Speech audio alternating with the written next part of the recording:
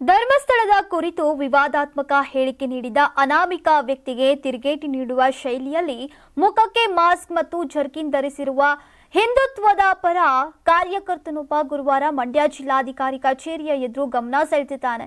ಈ ವ್ಯಕ್ತಿ ತನ್ನ ಕುತ್ತಿಗೆಗೆ ನಾನು ಅನಾಮಿಕ ಅಂದ್ರೆ ಭೀಮಾ, ನಾನು ಬುರುಡೆ ತೋರಿಸೋಕೆ ಬಂದಿಲ್ಲ, ಬುರುಡೆ ಬಿಡೋಕೆ ಬಂದಿದ್ದೇನೆ ಅಂತ ಮಾತುಳ್ಳಂತಹ ಒಂದು ಫಲಕವನ್ನ ಧರಿಸಿಕೊಂಡು ಧರ್ಮಸ್ಥಳದಲ್ಲಿ ಶವಗಳನ್ನ ಹೂತಿದ್ದೇನೆ ಅಂತ ಹೇಳಿದ ಅನಾಮಿಕ ವ್ಯಕ್ತಿಯನ್ನ ನೈಜ ಭೀಮನಂತೆ ಅಣುಕಿಸುವ ಪ್ರಯತ್ನವನ್ನ ಮಾಡಿದ್ರು.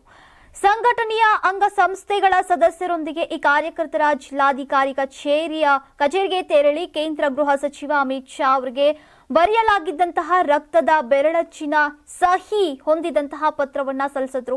ಈ ಮೂಲಕ ಧರ್ಮಸ್ಥಳದ ಕುರಿತು ನಡೀತಾ ಇರುವಂತಹ ಅಪಪ್ರಚಾರವನ್ನ ವಿರೋಧಿಸಿದ್ರು.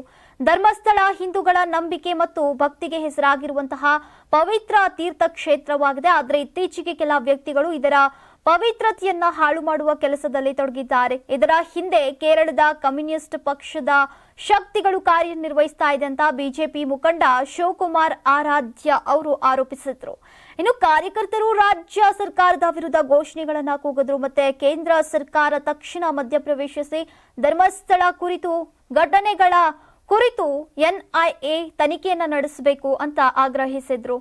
ಅಲ್ಲದೆ ಇನ್ನು ಧರ್ಮಸ್ಥಳ ಮತ್ತು ಅದರ ನಂಬಿಕೆಗಳ ರಕ್ಷಣೆಗಾಗಿ ಕ್ರಮ ಕೈಗೊಳ್ಳುವಂತೆ ಒತ್ತಾಯಿಸಿದ್ರು. ನಾನು 86 ಕೆಜಿ ಇದ್ದವಳು 71 ಕೆಜಿ ಬಂದಿದ್ದೀನಿ. ವಯಸ್ಸಾದ್ಮೇಲೆ ಸ್ಮಾರ್ಟ್ ಆಗಿ ಕಾಣ್ತೀರಾ ಅಂದ್ರೆ ಜಿನ್ನಿ. 126 ಕೆಜಿ ವೇಟ್ ಇದ್ದು ನಾವು ಈಗ 114 ಕೆಜಿ ಲೆಕ್ಕ ಬಂದಿದ್ದೀವಿ. ಯಾವುದೇ ಸೈಡ್ ಎಫೆಕ್ಟ್ ಆಗಿಲ್ಲ. 84 ರಿಂದ 50 ಕೆಜಿ ಬಂದೆ. ಆಮೇಲೆ ಸಣ್ಣಗೆ ಫಿಟ್ ಆಗಿದ್ದೀನಿ. ಅದಕ್ಕೆ ನಾನು ಯೂಸ್ ಮಾಡ್ತಾ ಇರೋದು ಜೀನಿ ಸ್ಲಿಮ್.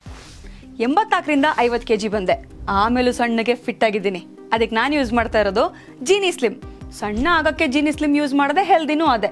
ನೀವು ಸಣ್ಣ ಆಗ್ಬೇಕಾ, ಹೆಲ್ದಿ ಆಗ್ಬೇಕಾ? ಹಾಗಿದ್ರೆ ಜೀನಿ ಸ್ಲಿಮ್ ಯೂಸ್ ಮಾಡಿ.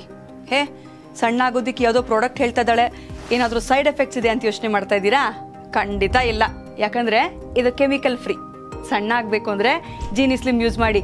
ಹೆಚ್ಚಿನ ಮಾಹಿತಿಗೆ ಕೆಳಗೆ ಡಿಸ್ಪ್ಲೇ ಆಗ್ತಿರೋ ನಂಬರ್ಗೆ ಕಾಲ್ ಮಾಡಿ.